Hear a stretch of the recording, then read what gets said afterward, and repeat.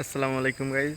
উপরে যে ভিডিওটা দেখতেছেন এই ভিডিওটা কিন্তু সত্যি কিন্তু ডিবি হারুন না, এটা অন্য একজন মানুষ যে কিনা মানে সন্ত্রাসের সাথে যুক্ত আর কি। তো ওরা ধইরা মাইর দিছে, তারপর দেখা যাইতেছে ডিবি হারুনের মতো চেহারা, ওই জন্য আপনারা সবাই মনে করতেছেন ডিবি হারুন, কিন্তু উনি ডিবি হারুন না।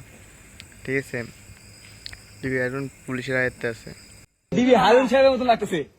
আসলে ভাই বেদনা ভরা আমার এই জীবন, আমি আর ব্যথা পেতে চাই না।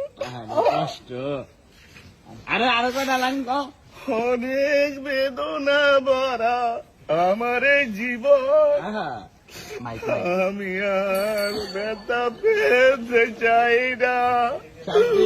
অনেক কেঁদেছি আমি এই জীবনে,